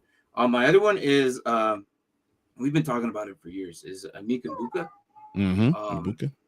Even though, despite Mike Evans is there, I get it, but Mike Evans is also potentially he could leave. He's getting older, guys. I mean, Mike Evans is if he wants, he could leave after the season, and the repercussion on it won't be too bad. He can leave, and then you're left with Mbuka. for Dynasty, I'm telling you, Mbuka might be something that's another one that just kind of like just looking at, because Baker, what his contract got extended for what, another 2 years or something like that. Last year they worked it. They worked it last year, right? So yeah. Yeah, and I like Baker. Baker is a very good quarterback, and despite what everybody says. And you know, I've always enjoyed watching how he plays. So he'll spread the ball around. You don't think Godwin takes a lot of catches away from him? Yeah, but Godwin was one of those that they almost traded away last year. But they just re-signed him to what 20. I know, but that doesn't mean they can't trade him. Like, and then what's the chances of Godwin gets hurt? Plus, 100%. Right now, for me, out of those three receivers, Mbuka's the safest. Mike can leave whenever he wants, and they were talking about trading Godwin last year. What if they don't? It's on McMillan too, though. And I know they like but yeah, that's true. So I'm okay with that. And I've been talking about this guy for years. It's Trayvon Henderson. I think me and Brian will talk about him. Since are you worried about him going to Patriots? No, not at all. No. And a lot of people are like, why? Wait, he's on New England. I'm like, okay, but so we saw the way Stevenson was like always hurt, not getting the ball, which was like a big key sign of like, oh, what's going on here? The moment he starts failing, they started giving it to Gibson. If Henderson is even half as good as what Stevenson is, they'll give Henderson the ball, and then he'll progress as a rookie. Will get better as the year goes by. It wouldn't surprise me if he surpassed Stevenson by the year. Well, Stevenson's going to be hurt. Ramondre is always hurt during the season. That's true, and that's what I'm saying. Henderson is another one. So, and I'm like thinking, it's New England always rotates their running backs. It's fine, but I think Henderson will probably end up having the majority of the looks. He won't be the starter every game because I still think that they'll put others over him just because he's a rookie, but he'll be the number 2 throughout the season. I don't know, but the top 3 that I have. For the rest of who was it? Pittsburgh. Johnson. Johnson. Caleb Johnson. For them. Yep. Johnson's going to get looked at a lot. I think looking at all these running backs. Like these running backs are going to have a pretty interesting year. And the one who is a big, real surprise to me, and you might be surprised, is Warren. New England. No, yeah, okay. Oh, Warren might be looked because Carr likes to throw to his tight ends, and if it is not Carr, Spencer Rattler still throws to his tight end. So I still see Warren, or not Warren, but freaking my bad. Yeah, I'll take it. Warren. He went to Indianapolis, didn't he? Yeah, Warren went to Indianapolis. My bad. Yeah, my bad. Ixnay on the last one then. Ixnay on my last one. But those running backs, I'm like, yeah. Okay. All right, Mark, what you got? Top 5. Real quick though, the funny thing about Henderson was when he got drafted, one of the announcers who were covering the draft was like, "Oh, the Patriots are trying to do their version of Sonic and Knuckles." I looked at Braden and I was like, "Who the fuck is Sonic?" Yeah, who's Sonic? Or who's their Knuckles? I mean, because we look at their roster and we're like, Gibson, because he's going to be hurt all the time. No. I don't know. Like, what do you mean they're Knuckles and Sonic? They don't have a Knuckles. Unless they know something we don't. I don't know. You never know. So I have Genty 1, although it's a soft one. The only knock I have on Genty is how much football he's played. Which is always a problem. I mean, he played, 4 years at Boise State? And he's had over 2,700 yards. Yeah, I was going to say he started all those years. So that's my only knock on Genty. I think he'll be amazing. I just don't know for how long. I have Travis Hunter at number 2. If you could throw a freaking corner in there that's also mostly playing receiver, well, why wouldn't you? You like it? See, then it gets a little I do like O'Marion Hampton. I Mm-hmm. think Martin's right about him. I think he could be really good. Because the Chargers just they don't have any behind those two. Oh, you're right. It's just He's going to share with Najee, and then that's about it. And Najee will be hurt. Najee's going to get an ankle Once Najee goes sprain. hurt, it'll just be O'Marion Hampton. Yeah. I don't know. I like Mbuka. I just don't know when he's going to contribute. There's possibility Godwin gets hurt. There's possibility Evans leaves. There's also a possibility neither of those things happen. Mm-hmm. But I think Mbuka ends up being JSN then at that Right. point. Mm. Which do still like get you Caleb 780 yards. I do like where Caleb Johnson went. I know you probably don't. Yeah. I was hoping Washington would get Caleb Johnson. Actually. I hoped 5 times that the Bears would draft him. I know. Fuck you guys too. They got you a lovely tight end, you could say. No, I'm he worried already about Rome Odunze. He's already there. They might not trust him. That's what it looks like. The fact that it's the outside.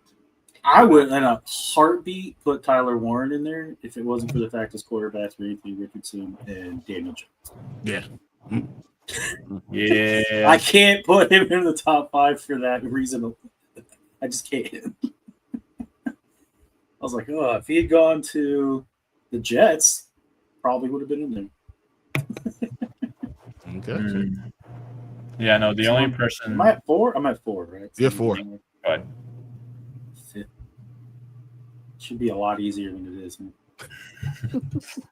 it should, shouldn't it? It should, but Well, at least you knew where everyone's at. I messed up on freaking Tyler Warren. I don't know why I was saying yeah, you're fine.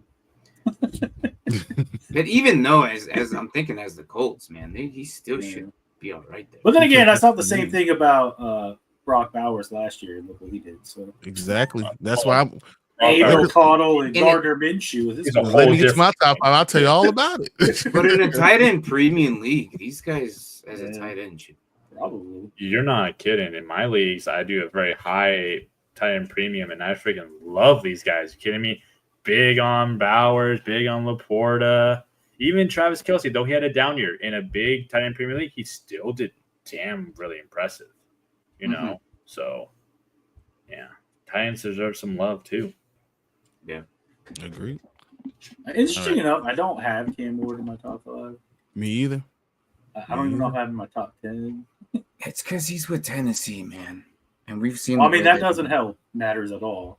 But I also wasn't that high on him coming out, no matter where he ended up. So, I'm not sure he's that much better than any other quarterback from this draft. Well, I said this quarterback class isn't that great, and next year's quarterback isn't that great either. So. You know what? Number 5, I'm going to go with Jenkins because I'm really high. Right? I was high on him coming out, and then I feel like he landed in the most perfect spot for him. Yeah, I agree. I said as soon as he was drafted, I was like, Chubb 2.0 right there. I was like, damn it. I was like, they're going to run him like they did Chubb. I was like, I wish I could get him because I dropped Chubb. He's not even signed anybody. But I doubt he falls to me. There's no way. No, he won't. All right. So that being said, 1, I have Ashton Genty. 2, I have Travis Hunter. 3, I have Omarion Hampton. Yeah, I think Hampton just makes perfect sense. 4, I have Judkins. Okay. And 5, I have Travion Henderson. This has been my ranking for a long time, so like it hasn't changed, and it's very running back heavy because it was so bad last year. I am kind of high on Travion Henderson. I do like his landing spot as well. I think especially if you're doing a dynasty, you don't have to worry about this year 1. You're thinking about long-term effect. Travion Henderson is going to be able to catch the ball. He's going to run the ball. He's inside and outside. He is pro ready. He's shown you what he could do, and he doesn't have the tread on the tires. Like he hasn't ran through all. That's also what I like about Jenkins too, because they split so many carries in college. Yep. So that's why I'm like, okay, I think we're okay. But I love Tyler Warren. I really do. But I just think that all that stuff is outside. It's still outside the top 5. I think all 4 of those running backs are going to be really special. I think you're still going to get another couple of running backs in that first round with Caleb Johnson. I think Caleb Johnson is going to be a workhorse, a bell cow. Watch. Warren gets hurt a lot too. Yeah. No. Yeah. 100%. And the way they run, they just run them. They ain't got a quarterback. No, they're gonna have to force them. They got nobody there. It's literally empty room. It's crazy. I don't know what the Steelers are doing. So I mean, at that point,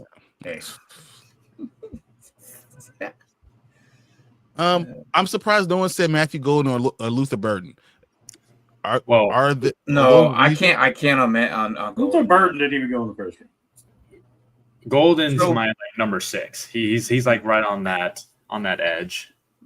Burden isn't gonna be topping DJ Moore. No. Okay. Yeah. So I think he could end up running the ball. I think with Golden though. Golden wasn't even like. And then Golden. All right. Look, I agree with that. Golden is in a situation where every single receiver there are all bunch of number 2s. They are not number 1s. Every single one is a number 2. You have honestly, for Packers perspective, that is great. Yeah. This is the best receiver core you've had since you started. Okay. This is all a bunch of number 2s. But they all have their own specific talents. But I would hate to be Braden because he has 2 of these receivers, and now you're adding another number 2. That's what I'm saying. Matthew Golden is a number 2. That's what I'm saying. You're adding another number 2. Then they drafted another number 2 just after him. And then who was the one rookie that showed up all of a sudden last year? I can't even think of his name. Starts with an M, right? Oh, on the Packers. What's it? So you got 5. Was it Wicks? Wicks? No, Wicks was one of them, but it's the one who got the ball, who was running the ball too. Yeah, you got 6. You got Reed. 6 number 2. Reed. Yeah. Here's the thing with Golden is he wasn't even the number 1 receiver for Texas on his own team. Yeah, exactly. Isaiah Bond was. If it wasn't for the fact that Isaiah Bond bombed his combine and Golden aced his, Isaiah Bond would have been drafted before. I'm staying away from all those guys. Luther Burden is someone you want in the second round because he could end up being someone good eventually. But first year, it's not going to be good for him. But I better guarantee you're going after Jordan Love in your redraft league. So you better be going after Jordan Love. I'm telling you right now because he 100%. Has weapons galore. You have RJ Harvey is the guy that I think is going to be the one that no one sees coming. I was going to bring him up. I think I don't like I don't like when he got drafted, but I like where and who his coaches. He just makes so much sense in that system already. So I forget, where did Neil go? Let's see if I can find him. Yeah, because I like him more than Harvey, but New Orleans. New Orleans. Yep, I get it right here. Speaking of Camaro, man, I don't like it. There's too many other people. You got Kendry Miller and Camaro. Though I'm more higher on Neil than Miller. Maybe, but you have to know the offense. Running back is hard to do, come in and be great when you have to get past all these other players. It is. I don't know how Scatterbow's going to do, with the Giants. I wonder. Scatterbow's not going to be ready for the NFL, and he's going to end up being a fullback. I've been saying that for years. You think he's going to be a fullback? He is going to be a fullback. He 100%. He's great at breaking tackles. He's going to be like Mike Allstott. Just straight. That's all he is. Yeah, he could be because that's all he get, and he can't block for shit. He's going to go straight ahead. He's not elusive. He's just a power back. Listen, any running back in the league, if you are the best blocking running back, but you ain't fast, you're gonna get on quick, the field. You can't catch. I guarantee you're gonna get more snaps than every running back in the league if you can block. Yes. If you are as good as the lineman and you're a running back that could block as good as the lineman in front of you, you're gonna have more snaps. I feel about tight ends too nowadays. Yes. No, I was just gonna say that. I agree. Tight ends are tight end. I think it's the hardest position that is a quote unquote skilled position to play, just outside of quarterback, because That's interesting. you have to be able to block, you have to be able to read assignments and catch. I mean, there's so much more to being a tight run end. Routes, like you gotta do so many different things. Than just, but you have to be able to and not be sticky. You know who could do that and play quarterback? Tyler Warren. So I watched Tyler Warren a lot. And I said this before. I watched him a lot, and he's good. I don't think he's going to be great. I think he's going to be good for a lot of trick plays. He's able to do a lot of different things. I don't think he's great. I don't think he's great away. I think he's split out. 5 tight end. I don't think he is. And I don't think he's going to be. He's not good split away. He's a better inline tight end than a lot of these guys. He's a better inline tight end, which could work really well. But is he going to be a top 5 tight end this year? I don't think so. No, not top 5, but he's gonna get there eventually. He's a big dude. He's massive. He's what 6'6", 256 or something like that. He's massive. Like Speaking of tight ends, y'all hear how Dallas Goedert's coming back to the Eagles after they restructured his contract? Yep. Yeah. So where do you think that lands him in today's NFL with the tight ends? Like for fantasy perspective, where do you think that lands him? Top 10. You have to stay healthy. 8 or 9. 10. Yeah. That's it. Like top 10. I'm not going to give you top 5. I'll give you top 10. Well, no, that's fine. No, that's fine. I was just curious. That's just roughly where I have him. Because he can't stay healthy. I can give you top 10. But yeah, no. That's what I'm saying. When he's out there, he could be top 5, but he's not out there. I have him currently, I think, bounced between 9 and at the best 7. That's kind of where I have him listed right now. That's why I have him at 9. Yeah, that's fine. You know, it's just there's a lot of tight ends that people you don't realize how good some of these guys still are. You know, there's still a lot of guys that are still really productive. When you talk about Njoku, is still a top 10 tight end with no quarterback. Mark Andrews put up like 5-0 burgers and still finished top 4. So. Yep. Yeah. Oh my! He pissed me off so much to start the season. The first month of the season, I literally was like, I have a freaking left tackle playing. I was so mad. We kept talking about that. And not just that, but you see him getting zeros, and freaking Isaiah Likely's out here getting like 15, 18. Yep. And I'm just you know, as soon as Mark Andrews is gone, Isaiah Likely is going to. And then I got that deal with my dad, who was Isaiah Likely. 5 easily. I was so frustrated. Is Voldemort retiring yet? No, he's still on the Saints. Yeah, I thought he was going to listed as a quarterback of all things. It's so weird. Mm-hmm. We were looking at their depth chart because we wanted to see where Spencer Rattler was. And we're like, why is Voldemort still on this depth chart? I mean, why is he that quarterback? QB. I was like, what? For me, he's labeled. Why is he not a tight end? Which I don't even think he should be a tight end, but I didn't think he should be a running back. Here's a good one. Where do you guys see Jonnu Smith as a tight end after his historic year last year? Where's he at is the question. He's always with a new team. He's with Miami, right? I believe so. Still. I don't know. He's like on a new team every year, man. It's crazy. No, I think John was in Miami. Yeah, because he came out of nowhere last year, and I was surprised. It's funny because I took a shot, not on him, but on Zach Ertz last year. I thought, well, you know what? Rookie QB. Hey, Zach Ertz. It took until 3/4. They love to throw their tight ends. I see Martin shaking his head a little bit. He's like, nah. Oh, he hates it. I don't like Zach Ertz.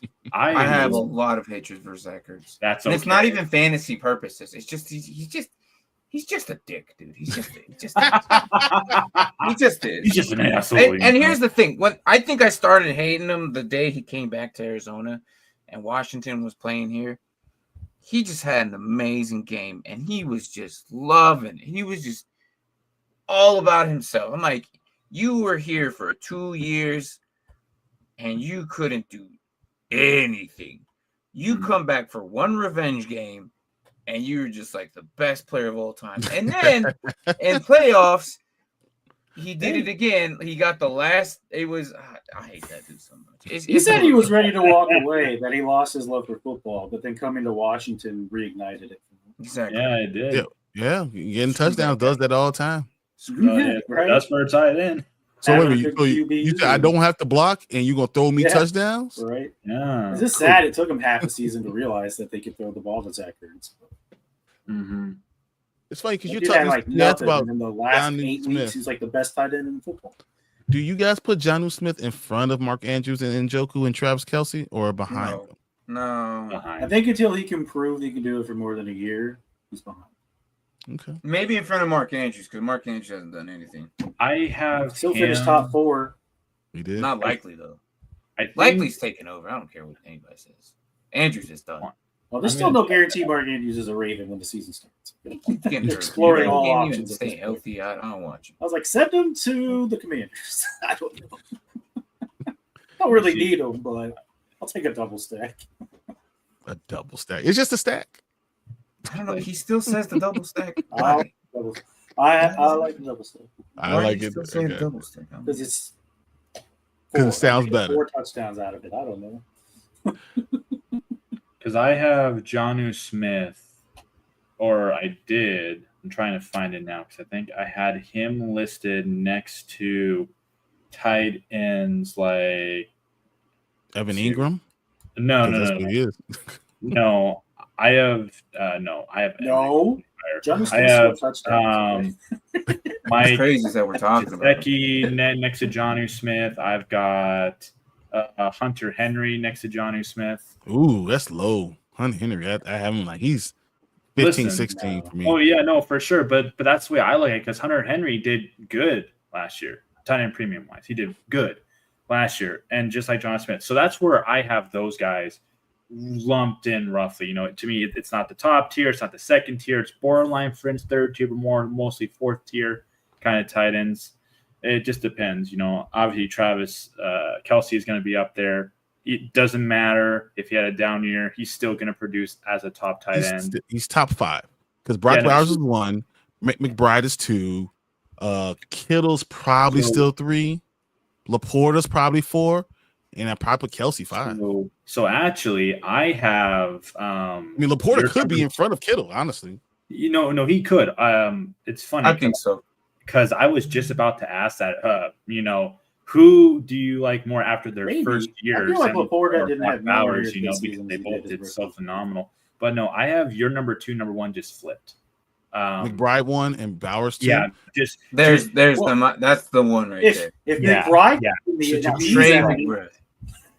McBride is Evan Ingram. McBride doesn't score enough touchdowns, and Brock Bowers is the only dude there.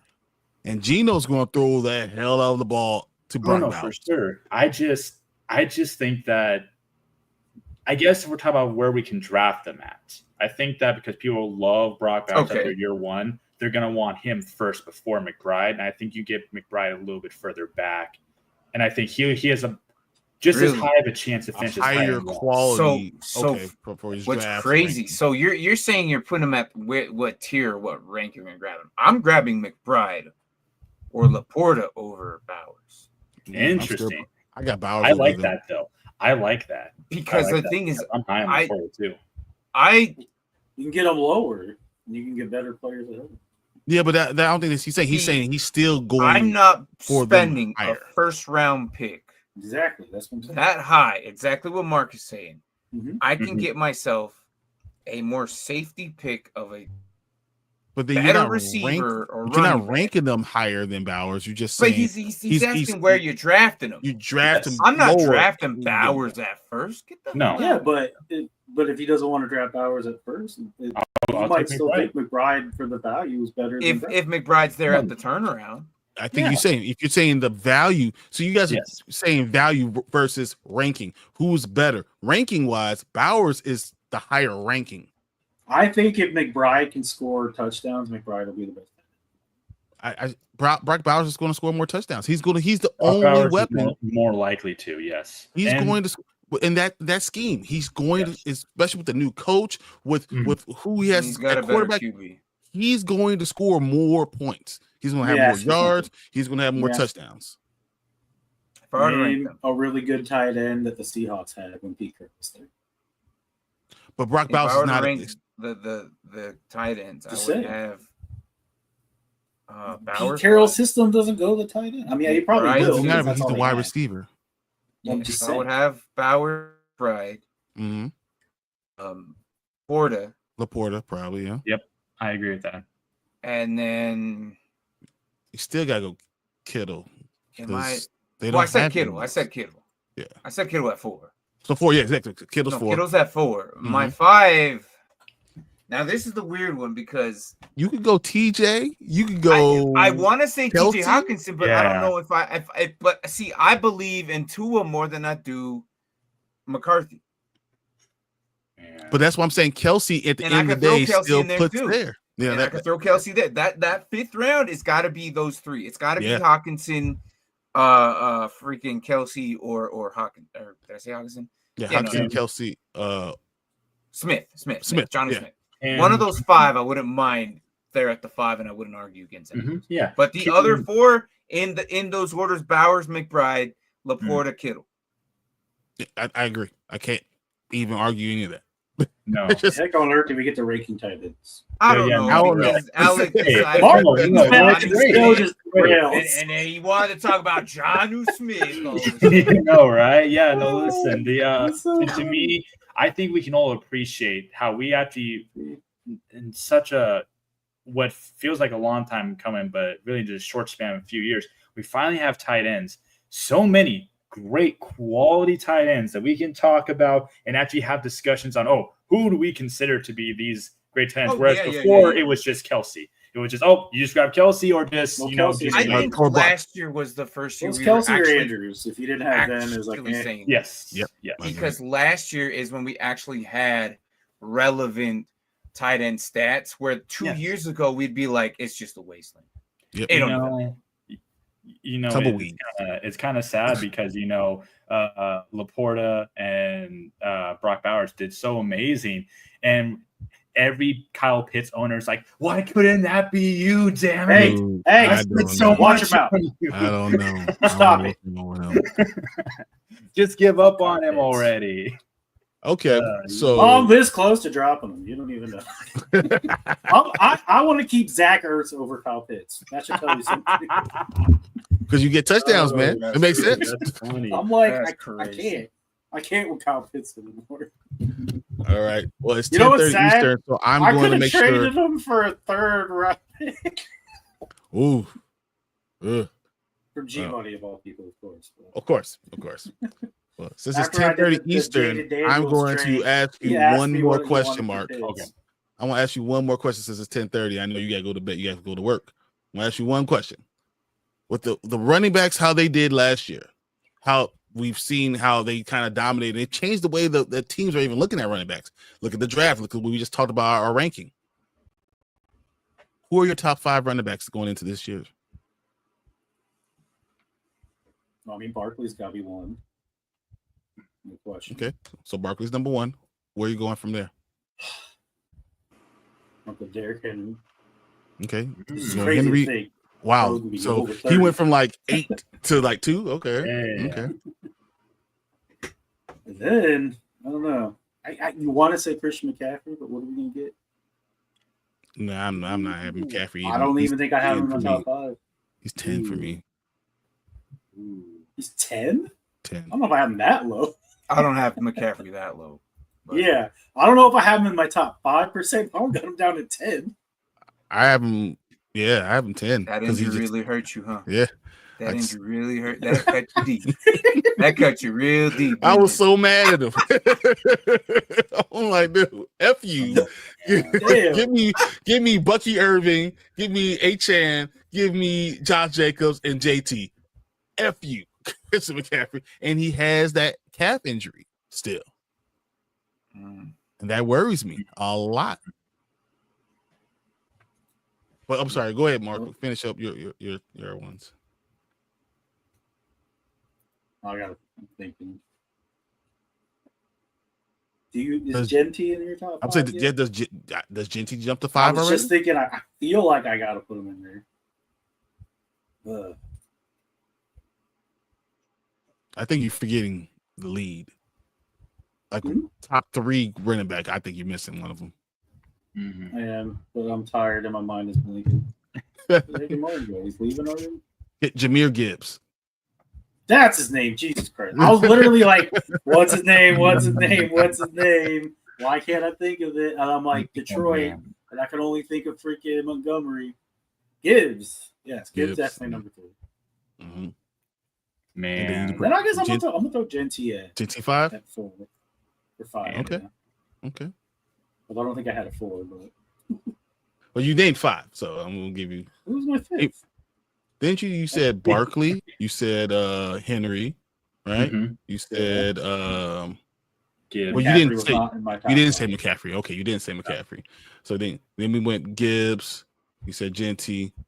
I'll say McCaffrey at 5 if he's healthy. McCaffrey's 5. Okay. If he's healthy. All right, Martin, what you got? Barkley. Mm-hmm. Okay. Bijan. Exactly where I was like, I don't know why you forget Bijan. Gibbs. That's Bijan. I don't know. Gibbs. Henry. These are my top Henry. 8, but and I'm gonna go.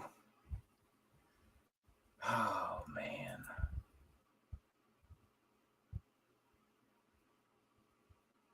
It's why are the 5s so hard for me? It's gonna be either Bucky or Josh Jacobs. Ooh, okay. Josh Jacobs runs the ball hard, man. He really does.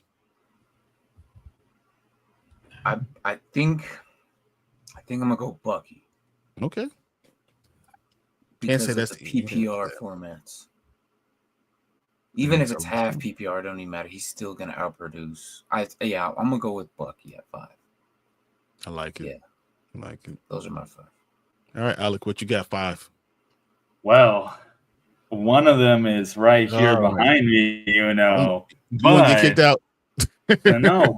Actually, my list is it's very hard because I guarantee you that my list will change as we get closer to the season starting. It will change, but as it stands right now, okay, my 1 or 2 could flip. Keep in mind, my 1 or 2 could flip, and that's just because how Saquon's 1. And no, he's not to me. He's my number 3. He's number 3 to me. Number 1, Genty. And I'll tell you why Genty number 1. Because the last 10 years, when a running back is picked in the first round, their first year, they finished as RB 1 to 5. And he'll be like 5 or 6. He'll be 1 to 5. Yeah, I had him at 4. That is where I think he will be. I think his upside is RB1, and the lowest is RB5. And you can't argue with that. That will be so great. But it's flip-flop between that and Bijan Robinson. I have one of those guys, 1 or 2. I could flip-flop them any day. Number 3, I have Barkley. Number 4, I have Gibbs. And number 5, Bucky Irving. I mean, to me, any of these guys could finish as number 1. And the funny thing is that Robinson and Gibbs. So no Derrick Henry. No, I think Derrick Henry, he's definitely within like my top 7, but he's not top 5 to me. Even with the 1,900 yards and running and playing with a quarterback that's going to allow him to get that one-on-one coverage. No one can come bring 9 men in the box because he's going to throw them all over. That's great, but to me, I just think Bijan younger. I like it more. I love Barkley. I mean, we saw see Bucky Irving do it for more than 1 year. I think Jahmyr Gibbs. It's funny because Jahmyr Gibbs and that's fine that we have Genty up there. That's what I'm saying. It's funny he has Genty at 1. I was just calling myself out. Calm down, boy. No, it's not that I'm trying to temper that I should temper expectations for Genty. It's just that I'm looking at the data, and the data says that a running back taken the first round, especially the first one, always finishes his first year between RB1 to RB5. So I would rather take that upside and do that, because to me, that's a guarantee in my mind, unless he gets hurt. God forbid that happens, that he'll be fine there. And then Robinson and Gibbs, those two have always been so neck and neck. You're splitting hairs, who do you want more? Gibbs with the PPR upside or Robinson with the carries and the yards per carry? It's like, which one do you want? Because they're both fantastic. So any of those guys could finish as RB2, RB3. Those two could flip-flop. Barkley, Eagles, no-brainer with that O-line. He just does phenomenal work, as proven when he finally goes to a real team. And then Bucky Irving. I don't think he's a one-year hit. I agree with Martin. I think PPR formats, he's an absolute monster. He's better than White in every aspect. And I'm so glad because I picked him up. Don't disagree with that, but he's still going to share carries with White. Well, yeah, no, he'll share carries, but if you see the way my that devil's advocate to Genty was the number 6 overall pick. Bucky was taken in the 5th round, and there's nobody else there. It's just Genty. Yeah, no, because if you look at once Bucky got his starting chance, he was taking upwards of close to 60% of all snaps. Oh, and I don't agree he's going to be the back for 1st and 2nd round. Yeah, no, to me, but I just on 3rd down or passing downs, White's going to go out there. Oh, Genty's going to be out there 1st through 4th down. Right. I think White will have his games where he'll just go off like crazy, like he did last year. But I think Bucky will be that solid, dependable back that you can trust there. Just like how I think Genty, even though I know it's crazy having number 1, I get it. I tell you, but it's because of the landing spot. It's because of how the Raiders love to run first. I would say the same thing. Do you think they have the line to do it? No, they have the line to do it. This whole time, that's exactly what I've been thinking. That freaking line is not going to be good enough for him to be a number 1. And that's my issue with him. Mm-hmm. I'll just wait to see about it, I mean, that's your ranking. It doesn't matter. It doesn't have to be my ranking. It's your ranking. So I mean, that's okay. I'm really simple. I'm going Saquon. Why try to reinvent the wheel? I'm not trying to be smarter than what I am. Saquon is number 1. Yeah, you got to have Saquon. Yeah, Bijan, I got as number 2. I have Jahmyr Gibbs 3. I have Derrick Henry 4, and I have JT 5, and I have JT. If McCaffrey's not healthy, JT's my 5. I was looking and I'm like, give me Jonathan Taylor. Jonathan Taylor with that team with a he's only the guy that torched me at the end of the season last year. And all that quarterback does is stretch the field. He can't throw nothing else. All they're gonna do is that. So JT's gonna get the ball to the left, get it to the right. He's my top 5. Genty, I feel like is my number 6. So he's outside my top 5. So Kyrie Williams, top 10. Kyrie Williams is outside my top 10. Interesting. I think he's the same for me too. I looked at my list. I think he is outside my 10. Well, he's 7 on this list. That's why James Cook is also 8. So I like James Cook more than James Cook can do that again. My hot take, or at least he has Bucky Irvin 11 behind Aaron Jones, Joe Mixon, James Cook, Joe Mixon. Yeah, we all know he's Mixon. Listen, Mixon's good, but he's not. No, but I didn't make this list. I'm just letting you know. This is from Watch NFL.com. out. I'm going to say this. Watch out for Breece Hall this year. Watch out for Breece Hall. He's going to which team? Yeah. I think Breece Hall can run. And now having Justin Fields. So once again, a running quarterback opens up lanes for that running back. Mm-hmm. And I think that Breece Hall can have a resurgent year. And next year, when 2026 comes out, we're going to be talking about Breece Hall as a top 5 running back again. Because Derrick Henry is going to eventually retire. Derrick Henry is going to retire one of these years. He's not going to play till he's 50. It's just not going to. Breece Hall is going to jump back into that top 5. He will. I just don't know if it will be this year, but it could. It very well could, because you're absolutely right. Rushing quarterback, especially with RPOs, it helps him so much. That's why I was high on Derrick Henry. I think last year I had Derrick Henry ranked as number 5 or 4 going into my draft because I knew he was going to explode. Just doing it 2 years in a row at that age can be a little bit hard, but I get it. It's the king. You don't mess with the king. He's on 10. He's on 10 years in a row. Yeah. That's what we got, right now. He's on 10 years in a row. Eventually, it's going to stop. So if you don't have him in there, eventually it's not. You can already see it, though. His numbers are slowly deteriorating. That list, by the way, was made by Maurice 1900. But the touchdowns weren't like it. I don't know. You can see his body's changing. He's able to be stopped if you don't get him. If you get him early, you can stop him. If he starts moving, you're in trouble. Yeah, that's what it is. All right, guys, it is almost 9:45 Central, and that means it's 10:45 for Mark. So we gotta get out of here. I get make sure he gets to sleep because I gotta make sure he gets to work on time. Exactly, because he's a wealth of knowledge. I love it, so I can't help but ask him questions and enjoy having him there. So I appreciate that. I appreciate you guys watching us today. Thanks for everyone in the comments, and hey, we're going to be back on Sunday. Me and Mark will be talking about all the stuff that's going crazy in the NFL. And Panda and Grizzly, I will be arguing with everybody again. And we'll see you guys next Wednesday on Dynasty Pylon. Hey, guys, thank you for being here. See you later. Thanks, guys. Later. Later. Fly, Eagles, fly. Boo.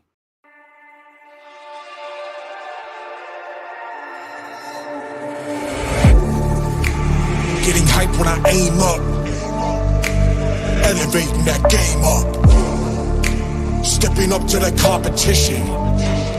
Only first place, and that's how I'm living.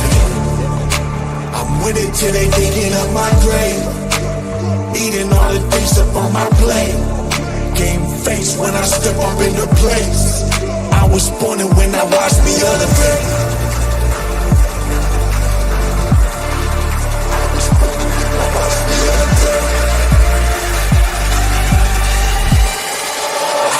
When I watch me elevate.